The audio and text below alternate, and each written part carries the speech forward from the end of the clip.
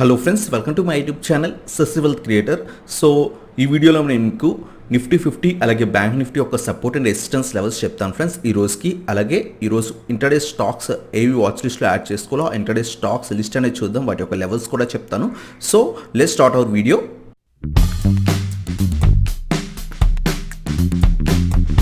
Friends, ఈ వీడియోలో first of all మనం నిఫ్టీ 50 అలాగే బ్యాంక్ నిఫ్టీ యొక్క సపోర్ట్ అండ్ రెసిస్టెన్స్ లెవెల్స్ చూద్దాం. సో ఎస్టర్డే మార్కెట్ చూసినట్టయితే కనుక నిఫ్టీ 50ది ఫస్ట్ క్యాండిల్ చూడండి, ఎస్టర్డే క్యాండిల్ అనమాట 17th సెప్టెంబర్.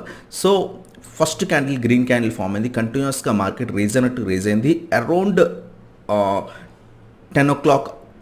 10:30 దాకా బాగా మార్కెట్ రైజ్ అయింది. అక్కడి నుంచి ఫాల్ అనేది వచ్చింది ఫ్రెండ్స్, మళ్ళీ కూడా రైజ్ అయింది, మళ్ళీ కూడా ఫాల్ అయింది. సో ఎందుకంటే ఎస్టర్డే ఎక్స్పైరీ కదా, వీక్లీ ఎక్స్పైరీ, సో మార్కెట్ కొంచెం వాలటిలిటీగా ఉందన్నమాట. వన్ సైడ్ అనేది మార్కెట్ లేదు. ప్రీవియస్ డే చూడండి వన్ సైడ్ మార్కెట్ ఉంది, బట్ ఎస్టర్డే కొంచెం వాలటిలిటీగా ఉంది ఎందుకంటే వీక్లీ ఎక్స్పైరీ వల్ల.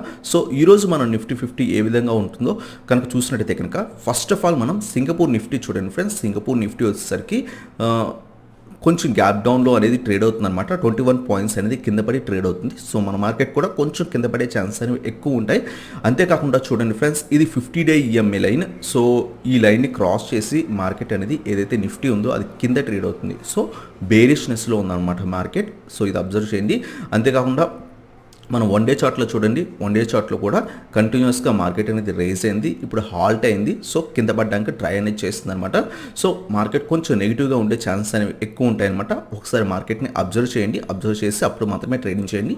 సో ఈరోజు మన నిఫ్టీ 50 సపోర్ట్ లెవెల్స్ కనుక అలాగే రెసిస్టెన్స్ లెవెల్స్ చూసినట్టయితే కనుక ఫస్ట్ సపోర్ట్ లెవెల్స్ చూస్తే ఇప్పుడు ప్రస్తుతం మార్కెట్ వచ్చేసరికి 11,519 పాయింట్స్ దగ్గర ఉందన్నమాట. సో ఒకవేళ ఇది 11,500 మంచి support level first of all. So 11,500 level కనుక క్రాస్ అయినట్టయితే కనుక ఆ నెక్స్ట్ సపోర్ట్ లెవెల్ వచ్చేసరికి 11,470 నుంచి 480 దాకా మంచి సపోర్ట్ లెవెల్ అనమాట. ఒకవేళ ఇది కూడా క్రాస్ అయినట్టయితే కనుక నెక్స్ట్ సపోర్ట్ లెవెల్ వచ్చేసరికి 11,425 అనమాట. సో ఇవి నిఫ్టీ 50 యొక్క support levels. So first of all మనకి 11,500 మార్క్ అనేది నిఫ్టీ అనేది క్రాస్ అవ్వాలి, ఎందుకంటే ఇది ప్రీవియస్గా మంచి రెసిస్టెన్స్గా యాక్ట్ చేసింది. ఆ తర్వాత అది బ్రేక్ అయిన తర్వాత మార్కెట్ బాగా పైకి వెళ్ళింది. సో ఇప్పుడు ఇది 11,500 అనేది మనకి మంచి సపోర్ట్ లెవెల్ అనమాట. ఒకవేళ ఇది క్రాస్ అయితే నెక్స్ట్ సపోర్ట్ లెవెల్ కింద 11,474 దగ్గర నుంచి 480 దాకా ఉంటుంది. ఒకవేళ ఇది కూడా క్రాస్ అయితే కనుక 11,425 అని మనకి నెక్స్ట్ సపోర్ట్ లెవెల్ అనమాట. అలాగే రెసిస్టెన్స్ లెవెల్స్ చూడండి, ఒకవేళ మార్కెట్ గ్యాప్ అప్లో ఓపెన్ అయ్యి పైకి కనుక ట్రేడ్ అయితే కనుక మనకు ఫస్ట్ రెసిస్టెన్స్ లెవెల్ వచ్చేసరికి 11,550, 553 అనేది మంచి రెసిస్టెన్స్ లెవెల్ అనమాట. ఒకవేళ ఇది క్రాస్ అయితే మార్కెట్ అనేది నెక్స్ట్ రెసిస్టెన్స్ లెవెల్ వచ్చేసరికి 11,579. ఒకవేళ ఇది కూడా క్రాస్ అయినట్టయితే కనుక నెక్స్ట్ రెసిస్టెన్స్ లెవెల్ వచ్చేసరికి 11,613 అనమాట. సో ఇవన్నీ కూడా రెసిస్టెన్స్ లెవెల్స్. సో ఇది నిఫ్టీ 50 యొక్క సపోర్ట్ అండ్ రెసిస్టెన్స్ లెవెల్స్ అనమాట. అలాగే ఫ్రెండ్స్, మనం బ్యాంక్ నిఫ్టీ యొక్క సపోర్ట్ అండ్ రెసిస్టెన్స్ లెవెల్స్ చూసినట్టయితే కనుక ఎస్టర్డే బ్యాంక్ నిఫ్టీ చూడండి సైడ్ వేస్ అనేది ట్రేడ్ అయిందనమాట. మీరు ఇక్కడ జూమ్ చేసి చూపిస్తాను. సో చూడండి, ఫస్ట్ ఆఫ్ ఆల్ మార్కెట్ అనేది ఫస్ట్ ఒక రెడ్ క్యాండిల్ ఫామ్ అయింది, గ్రీన్ క్యాండిల్ ఫామ్ అయ్యి ఫస్ట్ 50 మినిట్లో రెడ్ క్యాండిల్ ఫామ్ అయింది. అక్కడి నుంచి కంటిన్యూస్గా ర్యాలీ అనేది ఇచ్చింది. అక్కడి నుంచి ఎక్కడైతే ర్యాలీ స్టార్ట్ అయిందో మళ్ళీ అక్కడ దాకా వచ్చేసింది. మళ్ళీ సైడ్ వేస్ అనేది నడిచి మార్కెట్ అనేది క్లోజ్ అయ్యేసరికి కొంచెం కింద పడి సైడ్ వేస్లో క్లోజ్ అయింది అనమాట. సేమ్ ఒకే రేంజ్లో ట్రేడ్ అయింది ఫ్రెండ్స్. సో మన ఎస్టర్డే మార్కెట్. సో ఎవరైతే ట్రేడ్ చేస్తుంటారో జాగ్రత్తగా చేస్తుంటే ప్రాఫిట్స్ వచ్చాయి, లేదు అనుకుంటే కనుక స్టాప్ లాస్ హిట్ అయ్యే ఛాన్స్ అనేవి ఎక్కువ ఉంటాయి. బ్యాంక్ నిఫ్టీ ఆప్షన్స్ ట్రేడ్ చేసినప్పుడు ఖచ్చితంగా స్టాప్ లాస్ మెయింటైన్ చేయాలి. మెయింటైన్ చేయకపోతే సివియర్ లాసెస్ అనేవి వస్తాయి అనమాట. So compulsory stop loss maintain చేసిన వాళ్ళకి మాత్రమే ప్రాఫిట్స్ అనేవి బాగా వస్తాయి. ఒకవేళ స్టాప్ లాస్ హిట్ అయితే లాసెస్ అనేవి మినిమైజ్గా వస్తాయి అనమాట. సో ఎప్పుడు కూడా మన స్టాప్ లాస్ అనేది ఖచ్చితంగా ఆప్షన్స్ ట్రేడ్ చేసినప్పుడు కానీ ఫ్యూచర్స్ ట్రేడ్ చేసినప్పుడు ఖచ్చితంగా మెయింటైన్ చేయాలన్నమాట. స్టాక్లో నార్మల్గా ఈక్విటీ ట్రేడింగ్ చేసినప్పుడు మనకు అంత ప్రాబ్లమే ఉండదు, కానీ బట్ ఆప్షన్స్ కానీ ఫ్యూచర్స్ కానీ ట్రేడ్ చేసినప్పుడు స్టాప్ లాస్ కనుక మెయింటైన్ చేయకపోతే సివియర్ లాసెస్ అనేవి చూస్తాం అనమాట. మన ప్రీమియం ఏదైతే పే చేసామో అదంతా కూడా పోయే ఛాన్స్ ఉంటాయి. ఇక్కడ చూడండి, ఫర్ ఎగ్జాంపుల్ ఇక్కడ మీరు బై చేశారు, కంటిన్యూస్గా ఇంక్రీజ్ అయింది, మీకు మంచి ప్రాఫిట్ ఒక 5,000, 6,000, 1 లాట్తోనే 10,000 దాకా ప్రాఫిట్ వచ్చేది. కానీ సడన్గా మార్కెట్ రివర్స్ అయినప్పుడు మళ్ళీ పైకి వెళ్తున్నారు కనుక హోల్డ్ చేశారు, మీరు స్టాప్ లాస్ అనేది పెట్టుకోవాలా. మళ్ళీ కూడా ఎక్కడైతే బిగిన్ అయ్యారో మళ్ళీ అక్కడ దాకా వచ్చేసారన్నమాట. సో జాగ్రత్తగా ట్రేడ్ చేయండి. ప్రాఫిట్స్ వచ్చినప్పుడు ప్రాఫిట్స్ అనేవి బుక్ చేసుకోండి. ఒకవేళ లాసెస్ వస్తుంటే లాసెస్ నుంచి ఎగ్జిట్ అయిపోండి. ఎప్పుడు కూడా ఆప్షన్ కింద పడిపోతున్నప్పుడు హోల్డ్ అనేది చేయకూడదు, హ్యూజ్ లాసెస్ అనేవి వస్తాయన్నమాట. అలాగే ఈరోజు మనం బ్యాంక్ నిఫ్టీ యొక్క సపోర్ట్ అండ్ రెసిస్టెన్స్ లెవెల్స్ కనుక చూసినట్టు కనుక బ్యాంక్ నిఫ్టీ ప్రస్తుతం వచ్చేసరికి 22,324 రూపీస్ దగ్గర ఎస్టర్డే క్లోజ్ అయిందనమాట. సో ఇమీడియట్ సపోర్ట్ లెవెల్ వచ్చేసరికి మనకి ఈ 22,300 కనుక క్రాస్ అయినట్టయితే కనుక ఈరోజు కొంచెం గ్యాప్లోనే మనకి ఇమీడియట్ సపోర్ట్ లెవెల్ వచ్చేసరికి 22,259 అనేది అవుతుందన్నమాట. ఒకవేళ ఇది క్రాస్ అయితే 22,197 అలాగే 22,133 ఇంకా కూడా కింద పడే ఛాన్స్ అనేవి ఎక్కువ ఉంటాయి. ఇది మనకి సపోర్ట్ లెవెల్స్. అలాగే రెసిస్టెన్స్ లెవెల్స్ చూసినట్టయితే కనుక 22,380 అనేది ఇమీడియట్ రెసిస్టెన్స్ లెవెల్గా మారుతుంది, ఎందుకంటే ఇక్కడ దాకా వెళ్ళిందనమాట ప్రీవియస్గా. అలాగే నెక్స్ట్ రెసిస్టెన్స్ లెవెల్ వచ్చేసరికి 22,435 అలాగే 22,497 ఇంకా కూడా పైకి వెళ్ళే ఛాన్స్ ఉంటాయి. 22,600 కూడా వెళ్ళే ఛాన్స్ ఉంటాయి.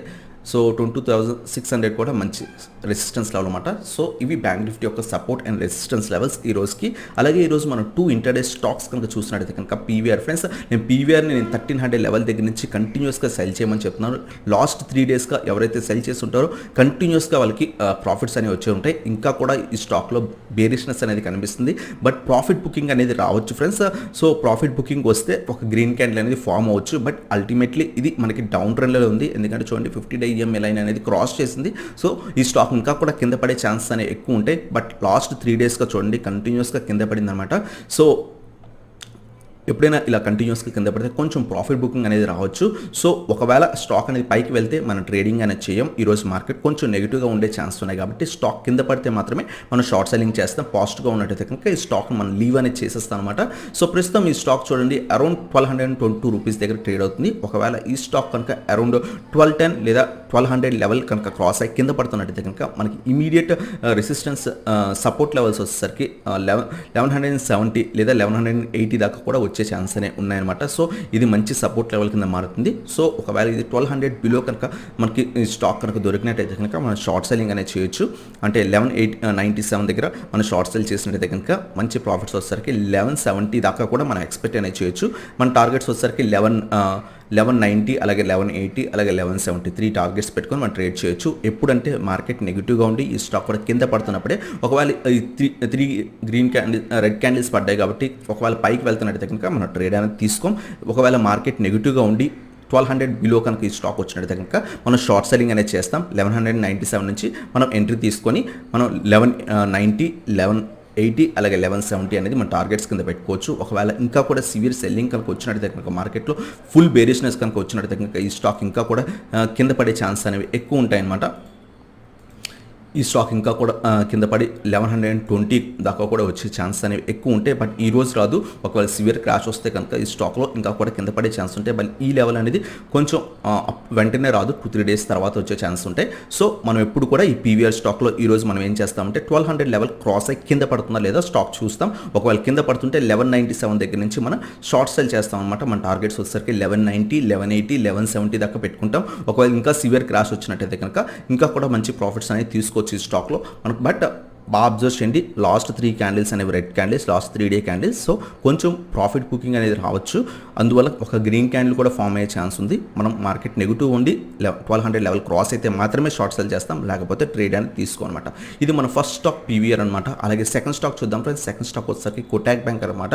సో కోటాక్ బ్యాంక్ని 1 డే చార్ట్లో చూడండి. స్టాక్ అనేది ఏదైతే ఈ 50-day EMA పైకి వెళ్ళింది, మళ్ళీ టచ్ చేసింది, మళ్ళీ పైకి వెళ్ళింది, మళ్ళీ టచ్ చేసింది, మళ్ళీ సివియర్గా పైకి వెళ్ళింది, మళ్ళీ కూడా క్రాస్ అయింది అనమాట ఈ 50-day EMA. దీంట్లో బేరిష్నెస్ మాత్రమే కనిపిస్తుంది. బట్ ఏదైతే ఈ లెవెల్ ఉందో ఈ level multiple times even cross అయిన తర్వాత కూడా పైకి వెళ్తుంది అనమాట కంటిన్యూస్గా. సో అందువల్ల ఇక్కడ నుంచి కూడా పైకి వెళ్ళే ఛాన్సెస్ ఉంటాయి. బట్ మనం ఏంటంటే బేరిష్నెస్ సైడే చూస్తాం, ఎందుకంటే మార్కెట్ కొంచెం నెగిటివ్గా ఉంది. HDFC Nifty 21 పాయింట్స్ అనేది డౌన్లో ట్రేడ్ అవుతుంది. ఒకవేళ మన మార్కెట్ కూడా నెగిటివ్గా కనుక ఓపెన్ అయినట్టయితే కనుక అప్పుడు మనం ఏం చేస్తామంటే ఈ 1,300 బిలో, ఇది కూడా సేమ్ 1,300 బిలో అంటే 1,295 బిలో కనుక స్టాక్ కనుక వచ్చినట్టయితే కనుక అప్పుడు మనం షార్ట్ సెల్ చేస్తాం. మన టార్గెట్స్ వచ్చేసరికి 1,280 85 అలా పెట్టుకుంటాం. అలాగే నెక్స్ట్ స్టాక్ వచ్చేసరికి 1,272 దాకా కూడా పెట్టుకుంటాం అనమాట. అలాగే నెక్స్ట్ వచ్చేసరికి 1,242 దాకా కూడా వెళ్ళే ఛాన్స్ ఉంటాయి. నెక్స్ట్ సపోర్ట్ లెవెల్ ఇదనమాట. సో ఈ విధంగా టార్గెట్స్ అనేవి పెట్టుకుంటాం. బట్ మార్కెట్ నెగిటివ్గా ఉండాలి, ఈ స్టాక్లో కూడా నెగిటివ్ ఉండాలి, 1,300 లెవెల్ క్రాస్ అయ్యి కింద పడాలి, 1,295 దాకా కూడా వచ్చినట్టయితే కనుక అప్పుడు మనం షార్ట్ సెల్లింగ్ అనేది చేస్తాం అనమాట. మన టార్గెట్స్ 1,285 అలాగే 1,270 అరౌండ్ 69 1,270 దాకా పెట్టుకుంటాం. ఇంకా కూడా సివియర్ మార్కెట్ క్రాష్ వచ్చినట్టయితే కనుక 1,242 దాకా కూడా అంటే 1,250 లెవెల్ కూడా క్రాస్ అయ్యి కింద పడే ఛాన్స్ అనేవి ఈ స్టాక్లో ఉంటాయన్నమాట. ఎందుకంటే సివియర్ బేరిష్నెస్ అనేది కనిపిస్తుంది. 50-day EMA లైన్ క్రాస్ అయింది, బట్ ఏదైతే ఈ లెవెల్స్ ఉన్నాయో ఇక్కడికి వచ్చిన తర్వాత రివర్స్ అయింది ఫ్రెండ్స్.